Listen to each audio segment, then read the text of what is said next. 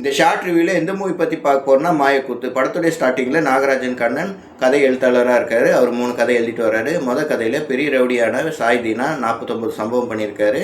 50வது சம்பவத்துக்கு வெயிட் பண்ணுறாரு. 2வது கதையில் ஐஸ்வர்யா ரகுபதி வீட்டு வேலை செய்ய போகிறாங்க. அங்கே அவங்களுக்கு வந்த பிரச்சனை.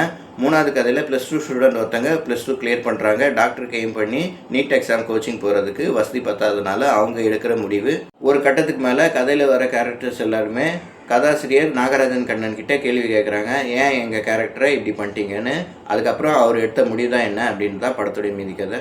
நாகராஜன் கண்ணன் வாசன்ற கேரக்டரில் கதை எழுத்தாளராக நடிச்சிருக்காரு. கன்வென்சிங்கான நடிப்பை வெளிப்படுத்தியிருக்காரு. நான் தான் இந்த கதைக்கு கடவுள்னு கர்வமாக இருக்காரு. அந்த சீனில் ரொம்ப நல்லாவே பண்ணியிருக்காரு. டேரக்டர் ஏஆர் ராகவேந்தர் இந்த படத்தை ஃபேண்டசி மூவியாக எடுத்திருக்காரு. சோஷியல் மெசேஜும் சொல்லியிருக்காரு. கதாசிரியருக்கும் சோஷியல் ரெஸ்பான்சிபிலிட்டி இருக்குது. எந்த ஒரு கதையும் சமுதாயத்தில் தாக்கத்தை ஏற்படுத்தும்னு சொல்லியிருக்காரு. இந்த மூவி சன் நெக்ஸ்ட்டில் ஸ்ட்ரீம் ஆகுது. தாராளமாக இந்த மூவியை ட்ரை பண்ணலாம். இந்த மாதிரி வீடியோ பார்க்கணும் எங்கள் சேனல் லைக் பண்ணுங்கள், ஷேர் பண்ணுங்கள், சப்ஸ்கிரைப் பண்ணுங்கள். தேங்க்யூ.